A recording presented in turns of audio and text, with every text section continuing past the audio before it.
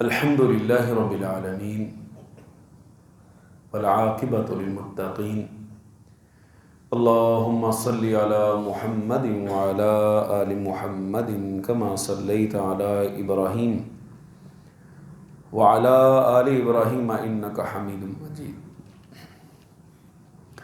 اللہم بارک علی محمد وعلی آل محمد کما بارکت علی ابراہیم وعلی آل ابراہیم انک حمید مجید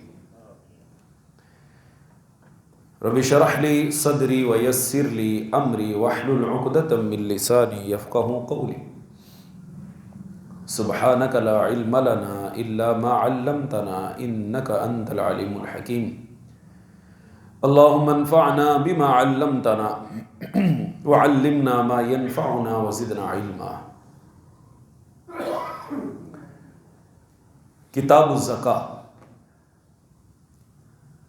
جنائز کے بعد اب ہے زکوٰۃ کا بیان۔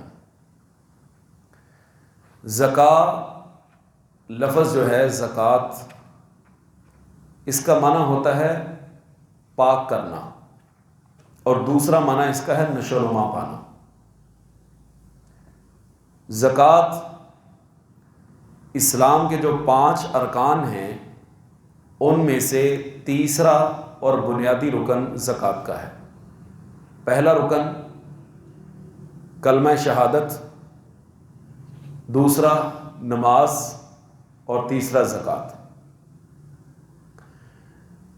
جو بندہ بھی زکوٰۃ کے رکن کا انکار کر دیتا ہے وہ آدمی دائرہ اسلام سے خارج۔ اور قرآن مجید کے اندر تقریباً 82 مرتبہ لفظ زکوٰۃ کا تذکرہ ہوا ہے، اور یہ طریقہ کار کا کیا ہے کہ سال میں 1 مرتبہ فرض ہے، اور اس شخص کے اوپر فرض ہے جس کا شریعت نے نصاب مقرر کیا ہے، 7.5 تولے سونا یا اس کے برابر نقدی۔ زمین کی پیداوار اس کا الگ ہے، اس کا عشر ہوتا ہے، اور وہ عشر جب بھی فصل پکے، سال میں چاہے 2 بار پک جائے، اس کا عشر دینا ہوتا ہے۔ انشاءاللہ آگے جا کے اس کی تفصیل آئے گی۔ اور اسی طرح جانوروں کی زکوٰۃ ہے، بکریوں کی الگ ہے، گائے کی الگ ہے، اونٹوں کی الگ ہے۔ یہ ساری ایک تقسیم ہے۔ چاندی 52 تولے یا اس کے برابر نقدی، اس کے اوپر یہ زکوٰۃ فرض ہے صاحب حیثیت کے اوپر۔ نبی کریم صلی اللہ علیہ وسلم کی ایک حدیث ہے کہ تم زکوٰۃ دینے سے اپنا ہاتھ روک لو گے، اللہ تعالیٰ آسمان سے بارش روک لے گا۔ یہ مسلمانوں کے مال میں حق ہے۔ سال گزر جانے کے بعد وہ اپنے پورے مال کا حساب لگائیں گے، اور اس کے بعد 100 روپے میں سے صرف اور صرف 2.5 روپے اللہ کی راہ میں دینے۔ 100 روپے میں سے 2.5 روپے اللہ کی راہ میں دینے۔ 1,00,000 ہے تو 2,500، 1 کروڑ ہے تو 2.5 لاکھ۔ اس سے 7.5 تولے سونے سے برابر نقدی جتنا بھی زیادہ ہے، آپ اس کو 40 کے اوپر تقسیم کر لیں، جو جواب آئے وہ آپ نے زکوٰۃ دے دینی۔ عجب معاملہ ہے کہ 97.5 روپے میرے پاس ہیں، 97.5 روپے میرے پاس ہیں، اور 2.5 روپے دینے کے لیے میرے اندر حوصلہ نہیں پڑتا، حوصلہ ہی نہیں پڑتا۔ وہ بھی یہ ہے کہ میں خود ہی رکھ لوں اور مجھے دینی نہ پڑے۔ اللہ رب العالمین کو وہ مال لینا آتا ہے، وہ بھی دوسرے طریقے سے نکل جاتا ہے، اور نکل بھی زیادہ جاتا ہے اور پریشانی الگ ہوتی ہے۔ اس لیے یہ دل کی خوشی سے دینی چاہیے، اللہ کا حکم مانتے ہوئے، اللہ کا فرض مانتے ہوئے۔ بہرکیف آئیے اپنے سبق کی طرف چلتے ہیں۔ زکوٰۃ کی فرضیت کا بیان۔ نبی کریم صلی اللہ علیہ وسلم جب ہجرت کر کے مدینہ طیبہ میں تشریف لے کے گئے ہیں، سن 2 ہجری کے اندر روزے فرض ہوئے، اور سن 2 ہجری کے اندر ہی زکوٰۃ کی فرضیت نازل ہوئی۔ بعض مفسرین کا یہ کہنا ہے کہ سورۃ المؤمنون کیونکہ مکی ہے اور اس میں زکوٰۃ کا تذکرہ ہے. بعض یہ کہتے ہیں کہ مکہ میں زکوٰۃ فرض ہو چکی تھی، البتہ اس کے تفصیلی احکامات وہ مدینہ طیبہ میں آ کے نازل ہوئے. بہرحال یہ اقوال تو موجود ہیں، لیکن زیادہ تر رجحان یہی ہے کہ 2 ہجری کے اندر ہی یہ زکوٰۃ کی فرضیت ہوئی ہے. وہاں جو سورۃ المؤمنون کے اندر والذین هم للزکاۃ فاعلون کا تذکرہ ہے، وہاں سے مراد ہے کہ کامیاب لوگ، کامیاب مومن اپنا تزکیہ کرتے رہتے ہیں، اپنے آپ کو پاک کرتے رہتے ہیں. حضرت عبداللہ بن عباس رضی اللہ تعالی عنہما اس حدیث کے راوی ہیں کہ ان النبی صلی اللہ علیہ وسلم بعث معاذا رضی اللہ عنہ الی الیمن. نبی کریم صلی اللہ علیہ وسلم نے اپنے بڑے ہی جلیل القدر صحابی حضرت معاذ بن جبل رضی اللہ تعالیٰ عنہ کو یمن کی طرف گورنر بنا کر روانہ کیا. فقال، اور ساتھ میں آپ نے یہ ہدایت نامہ جاری کیا، ادعوہم الی شہادت اللہ الہ الا اللہ وانی رسول اللہ.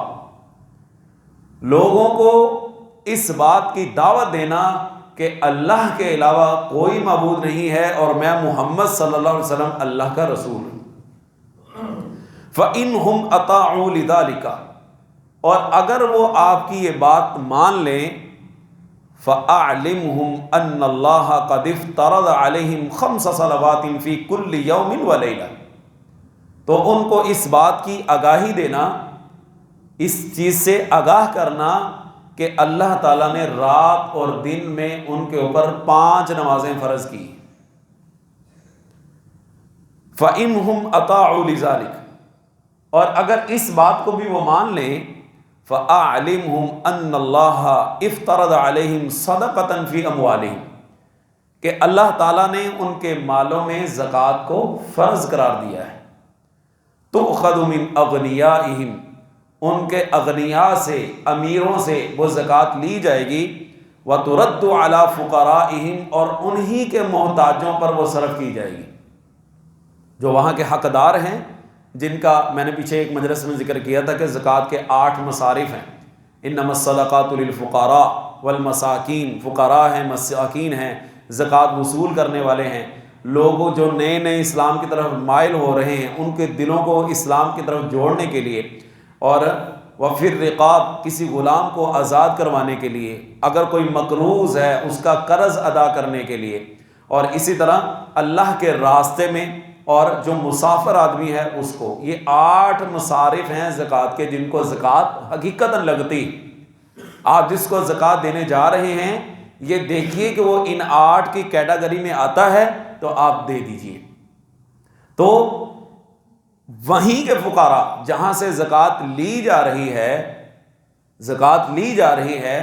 وہیں کے فقراء میں تقسیم کی جائے گی. اگر وہاں فقراء نہیں ہیں، غربا نہیں ہیں، زکوٰۃ لینے والا کوئی نہیں ہے، تو پھر دوسرے شہر منتقل کی جا سکتی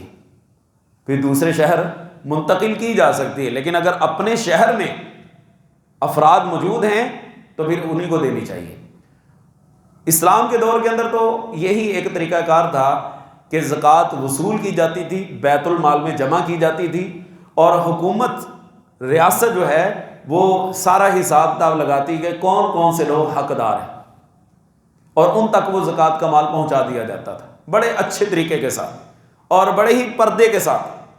لیکن اب کیونکہ ہمارا ایسا کوئی نظام نہیں ہے، لوگ اپنی مدد آپ کے تحت زکوٰۃ دینا زیادہ مناسب سمجھتے ہیں. تو آپ دیکھ لیجئے کہ اس کو آپ زکوٰۃ دے رہے ہیں، وہ ان 8 کی کیٹیگری میں آتا ہے. اور اس میں بھی سب سے پہلے یہ بات یاد رکھیے کہ آپ کے رشتہ دار زیادہ حق رکھتے ہیں. یہ نہ ہو کہ آپ کے رشتہ دار تو اس بات کے انتظار میں رہیں کہ میری کوئی مالی مدد ہوگی، آپ ان کو نظر انداز کر کے ان لوگوں کو دیے جائیں جن کو آپ کے رشتہ داروں کے ساتھ کوئی تعلق ہی نہیں رکھتے. آپ باہر بانٹتے بھی رہیں اور اپنے گھر والے جو ہیں وہ بھوکے بیٹھے رہیں. ماں باپ اپنی اولاد کو زکوٰۃ دے سکتے ہیں، اولاد اپنے ماں باپ کو زکوٰۃ نہیں دے سکتی. ماں باپ دیکھیں کہ اگر میرا کوئی بچہ مستحق ہے تو میں اس کو زکوٰۃ دے دوں.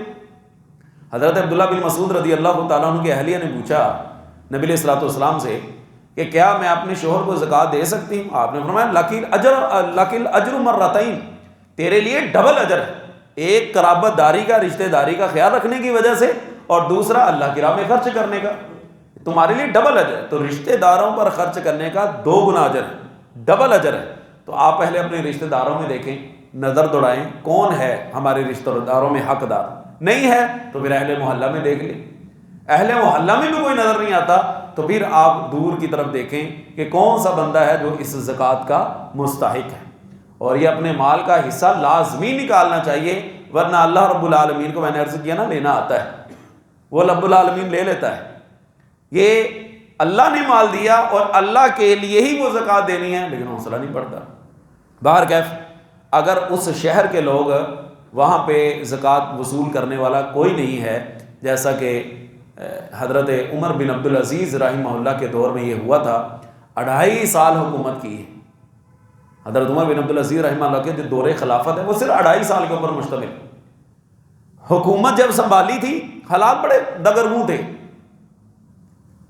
قبضہ مافیا اور دوسری چیزیں، لیکن آپ یقین جانیے کہ خلیفہ عمر بن عبدالعزیز رحمہ اللہ کی حکومت کا صرف 1.25 سال گزرا ہے، 15 مہینے گزرے صرف. حالت یہ تھی لوگ زکوٰۃ دینے والے مارے مارے پھرتے تھے، زکوٰۃ لینے والا ہی کوئی نہیں ملتا. حکومتی پالیسیاں ایسی تھیں اور نظام حکومت ایسا بنا دیا کہ صرف 15 مہینے حکومت سنبھالنے کی، صرف 15 مہینے کے بعد آپ غور کر سکتے ہیں، اندازہ کر سکتے ہیں. ہمارے یہاں حکومتیں 5 سال کر کے بھی کیا کہتے ہیں کہ پچھلی حکومت نے بیڑا گرک کیا ہے، پچھلی حکومت کی وجہ سے ہم جو ہے یہ پریشانیوں کا شکار ہیں. سیدنا عمر بن عبدالعزیز رحمہ اللہ نے کوئی پچھلی حکومت کا گلہ نہیں کیا. انہوں نے اپنی طرز پر اپنی حکومت کا مظہر لوگوں کو دکھایا. 15 مہینے گزرنے کے بعد لوگ مارے مارے پھرتے تھے کہ یہ زکوٰۃ لے لیں، اور زکوٰۃ لینے والا ہی کوئی نہیں ملتا. نبی علیہ الصلوۃ والسلام کی حدیث بھی تھی کہ عن قریب ایک آدمی اپنا مال لے کے نکلے گا لیکن اس کو مال کا مستحق کوئی نہیں ملے گا. حتیٰ کہ ایک دوسرے شہر سے خبر یہ ملی، پیغام آیا کہ یہاں بکریوں کے باڑے بھر گئے ہیں، زکوٰۃ لینے والا کوئی نہیں ہے. تو کیا دارالحکومت میں بھیج دیا جائے؟ وہ کہنے لگے یہیں پہ کچھ حساب لگاؤ، یہاں پہ ہماری بھی صورتحال ہے. اس کا مطلب یہ ہے کہ نیتوں کے اندر کھوٹ ہوتا ہے، بد نیت ہی ہوتی ہے، ورنہ نیت ہو تو سارے کام ہی ہو سکتے ہیں. بس ضرورت کس چیز کی ہے کہ وہ کام منظم ہو، مرتب ہو، ترتیب کے ساتھ وہ کام کیا ہو. یہاں وہ ہمارے پنجابی کے اندر محاورہ ہے، انا ونڈے شرینیاں موڑ موڑ اپنے آنوں. وہ اپنوں کو ہی نوازتے جاتے ہیں، اپنوں کو ہی اس چیز سے جو ہے وہ آراستہ اور پیراستہ کیے جا رہے ہیں. باہر کیف یہ زکوٰۃ مسلمانوں کے اوپر فرض ہے، اور اللہ تعالیٰ نے اپنے پیارے حبیب صلی اللہ علیہ وسلم کو یہ حکم دیا تھا کہ خذ من اموالہم صدقۃ تطہرہم وتزکیہم بہا، ان سے زکوٰۃ لیجئے جو ان کے مال کو پاک کرے گی، اور وصلی علیہم، ان کے لیے رحمت کی دعا بھی کیجیے. ان صلاتک سکن لہم، آپ کی دعا ان کے لیے سکون کا باعث ہے. اور آپ صلی اللہ علیہ وسلم کے پاس جب قافلے آتے تھے زکوٰۃ دینے کے لیے تو آپ صلی اللہ علیہ وسلم دعا فرمایا کرتے تھے ان کے لیے. اللہ نے حکم دیا تھا. آل ابی اوفا ایک مرتبہ قافلہ آیا، اس نے زکوٰۃ اللہ کے رسول صلی اللہ علیہ وسلم کی خدمت میں پہنچائی. آپ نے دعا کی اللہم صلی علی ابی اوفا، اللہ آل ابی اوفا کے اوپر اپنی رحمتوں کا نزول فرما. تو یہ آگے اس کی تفصیل آ رہی ہے، ہم یہیں پہ اکتفا کرتے ہیں کہ نبی کریم صلی اللہ علیہ وسلم کی وفات کے بعد کیا ایک فتنہ رونما ہوا مانعین زکوٰۃ کا، لوگوں نے زکوٰۃ دینے سے انکار کر دیا. ایک حدیث ہم اس کے ساتھ اور ملا لیتے ہیں، وہ یہ ہے کہ حضرت ابو ایوب انصاری رضی اللہ تعالیٰ عنہ سے روایت ہے، ایک آدمی آیا کہنے لگا دلنی علی عمل، اللہ کے رسول صلی اللہ علیہ وسلم مجھے کوئی ایسا عمل بتائیں جو مجھے جنت میں لے جائے. لوگوں نے کہا ما لہو، اسے کیا ہو گیا ہے، یہ کس طرح کی باتیں کر رہا ہے. قال نبی صلی اللہ علیہ وسلم عرب ما لہو، فرمایا کچھ نہیں ہوا، وہ ضرورت مند ہے، وہ ضرورت مند ہے، مطلب وہ سوال صحیح کر رہا ہے، آپ حیران نہ ہوں. آپ نے اس کو فرمایا تعبد اللہ ولا تشرک بہ شیئا، بھائی جو تم عمل کرنے والے پوچھ رہے ہو نا کہ کون سا عمل کروں جس کے ذریعے جنت میں جاؤں، تو سنو اللہ کی عبادت کرنا اور اس کے ساتھ کسی کو بھی شریک نہ کرنا. شیئا اس کو عربی میں کہتے ہیں نکرہ ہے، کسی کو بھی اللہ کے ساتھ شریک نہ کرنا. وتقیم الصلاۃ، نماز قائم کرنا، وَتُؤْتِ الزَّكَاةَ زکوٰۃ ادا کرنا، وَتَصِلُ الرَّحِمَ اور صلہ رحمی کرنا۔ سوال کیا کیا تھا اس نے؟ کوئی ایسا عمل بتائیں جس کے ذریعے میں جنت میں چلا جاؤں۔ تو آپ نے جواب میں تذکرہ کرتے ہوئے کیا چیز فرمائی؟ زکوٰۃ دینی ہے۔ اس کا مطلب یہ ہوا کہ زکوٰۃ فرض ہے، اور جو بندہ اس رکن کا انکار کر دیتا ہے وہ جنت میں نہیں جا سکتا۔ کیوں؟ بالاتفاق تمام مسالے کے ہاں بھی اور تمام علماء کے ہاں یہ چیز متفقہ ہے کہ دین اسلام کے کسی ایک رکن کا انکار اس بندے کو جنت میں نہیں لے جا سکتا، وہ جہنم میں جائے گا۔ یہ اللہ تعالیٰ نے ارکان اسلام مقرر کی۔ بہرکیف اللہ تعالیٰ ہمیں اس بات کی توفیق عطا فرمائے کہ ہم اللہ تعالیٰ کے فرائض کو ادا کریں۔ اللہ تعالیٰ نے کل قیامت کے دن اس کے بارے میں ہم سے پوچھنا ہے۔ اللہ ہم سب کا حامی ناصر ہو۔ وآخر دعوایا ان الحمد للہ رب العالمین۔